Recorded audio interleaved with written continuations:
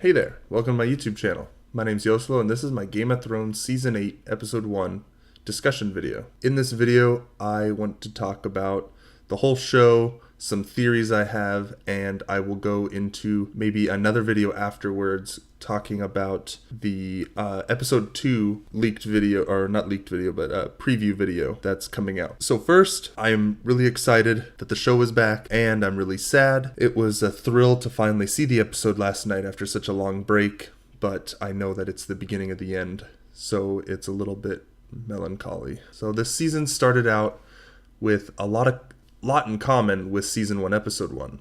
First, a little boy who mirrored a young Bran and Arya, both in two different ways, was trying to get a good vantage point to see the arrival of the king and queen, just like Bran and Arya did for King Robert and Queen Cersei back in Episode 1 of Season 1. So he finally climbs, and we're all hoping that no one's there to push him off the tree.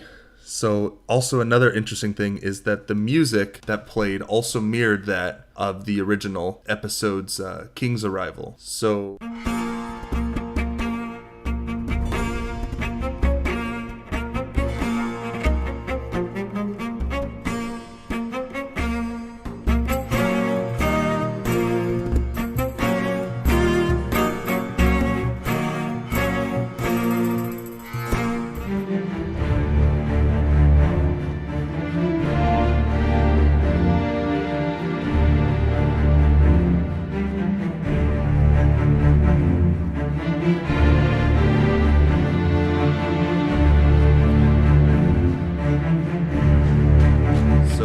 that's kind of interesting. Next, we got a few more not-so-friendly glances between the North Common folk and Missandei and Grey Worm after a joke between Tyrion and Varys where only that conversation could be prevalent.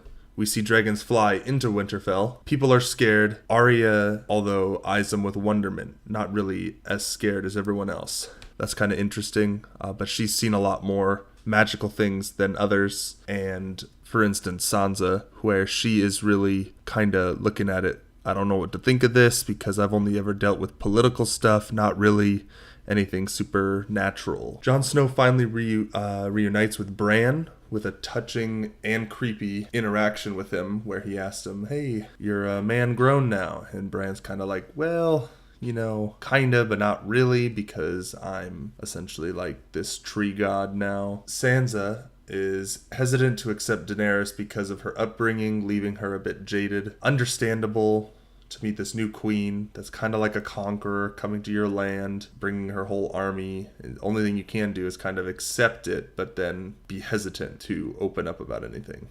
Then Jon asks where Arya is, reminiscent of Season 1 when Catelyn Stark asked where Arya was during the procession.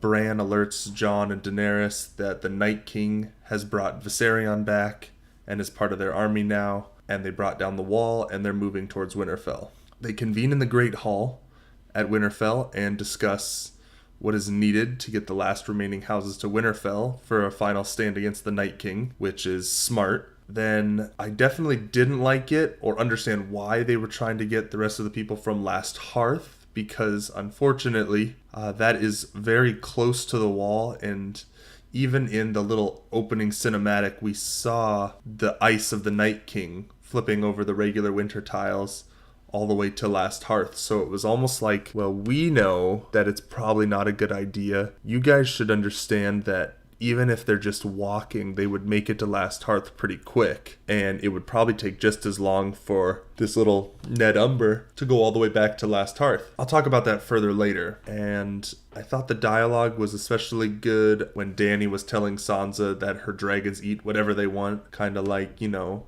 if you're going to be cold to me, I can be cold right back, and give you some one-liners. Then, in King's Landing, Cersei is informed by Qyburn that the wall has been brought down and the dead march. She smiles and says good, and seems pleased that the dead will get to the Starks and Targaryens before her. I feel like she must have a plan to maybe make a deal with the Night King when he finally arrives at King's Landing. Euron arrives, and we see Yara with him. He's kind of just pain to deal with when he is kind of talking to Yara and saying he's lonely because of all this stuff, where all his people on his boat are mutes. He also has brought Cersei an army, the Golden Company, his fleet, and justice for her daughter. And finally, she accepts his pursuing nature for betting her. And the next big thing I for sure didn't see happening during this first episode was that Jon rode Rhaegal with Daenerys on Drogon. This should be a clear indication for most people to accept and understand that Jon is a Targaryen when it's later revealed to him, because dragons would have burned him alive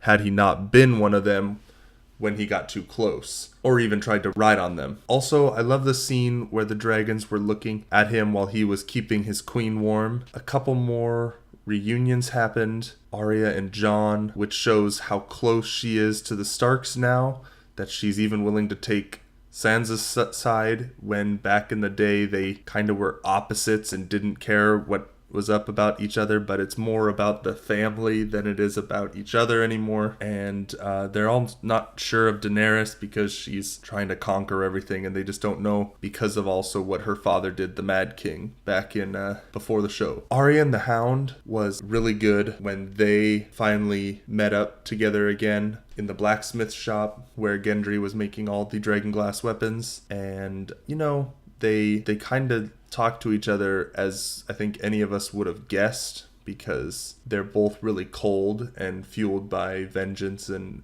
hate.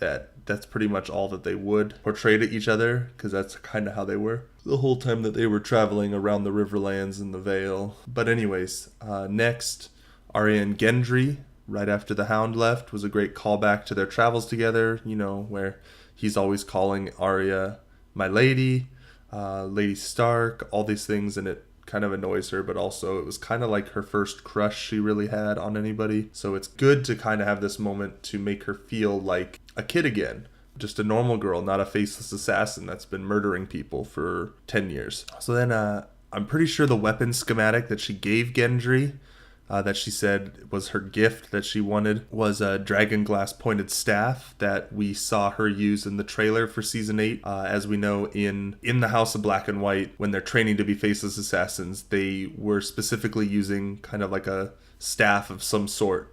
So it makes sense that she would want one with dragon glass on the end, so she could take out the White Walkers and the Whites, as well as use a weapon that she's used to. Next, we got Cersei, after she had bedded Euron, and this also could have been a moment where, you know, she's a little bit on the alone side, where Jaime's gone and everyone's gone from her life except for Qyburn the mad scientist, Mountain the zombie, and Euron, this crazed guy that like just wants everything in his life to be with a queen, kind of be a king in a way, even though he never will be. Another thing is that it might have shown that she was trying to keep him at bay, and that he might have actually left if she hadn't.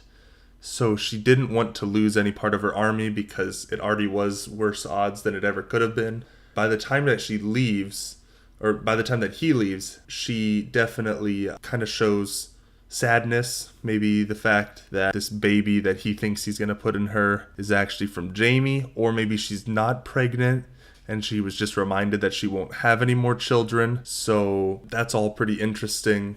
I thought maybe she could have faked the pregnancy to keep Jaime around, and now that he's gone, maybe she's just gonna accept it that she's not gonna have any kids. Next, we see Ironborn men on Euron's ship get taken out by arrows, which happened to be Theon and his crew showing up, which Theon's favorite weapon of choice was the bow and arrow. Back in season 1, he saves Yara and promptly gets headbutted by her because he had left her to essentially die with Euron when he kind of became Reek again. And now he's fully back to Theon. And as he was stating with Jon last season, Jon kind of reminded him, like, you're Stark and you're Greyjoy, so you need to go be Greyjoy and get Yara back. But now that he's accomplished that and got Yara, and Yara's going to go to the Iron Islands and kind of retake that from Euron, she realizes that he is part Stark and knows that this is kind of something that he has to do. So she lets him go and now he's going to travel up to Winterfell and fight alongside all the heroes of Winterfell, essentially. An interesting thing is the next, I think we had Bronn scene. He's with a few women of the night, as they're sometimes called, and they're discussing the battle where Daenerys burned a whole lot of Lannister men.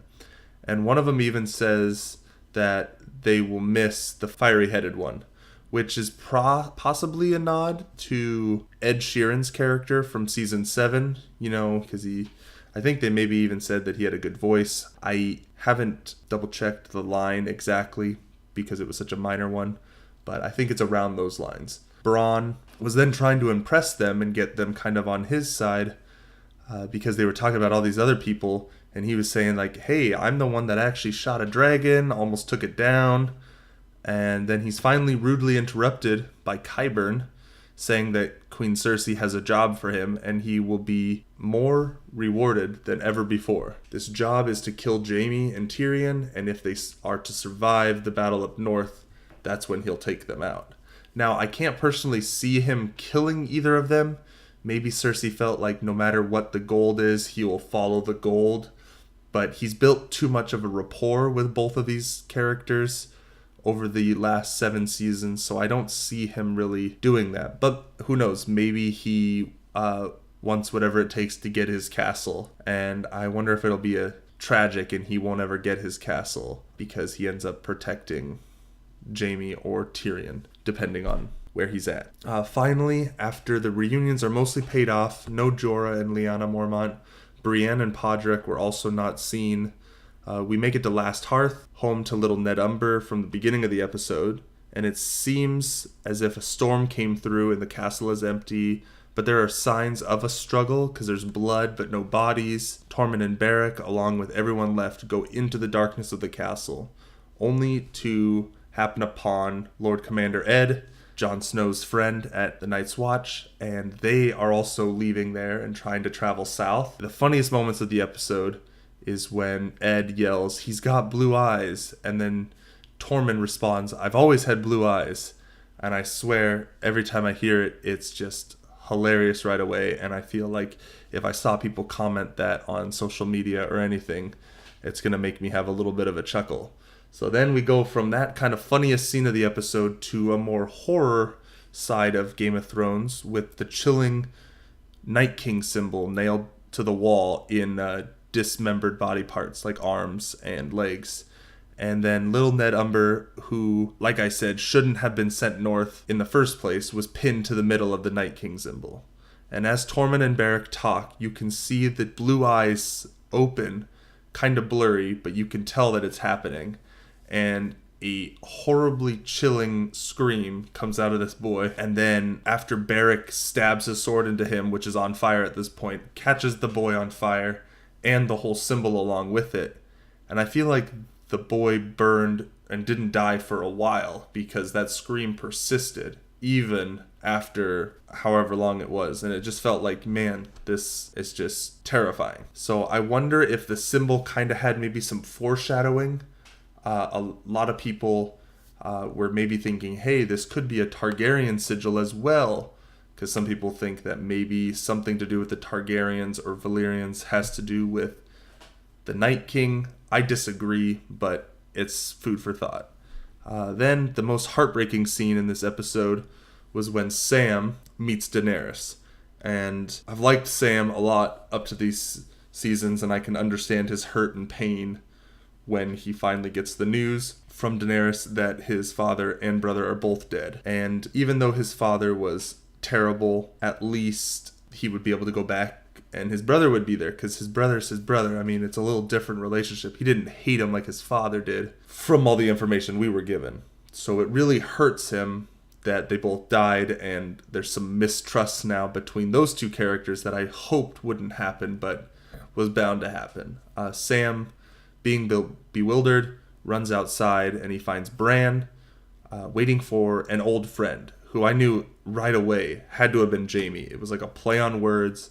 It was just great. I felt like Bran was on point this episode, always just like interrupting conversations and telling these chilling things or these one-liners that are kind of jokish in his own monotone way. This was perfect reveal when Sam gets asked by Bran to tell Jon of his parentage. And Jon is in the crypts at that moment, paying his respects to his father figure, Ned Stark, which at this point he still thinks it's his father.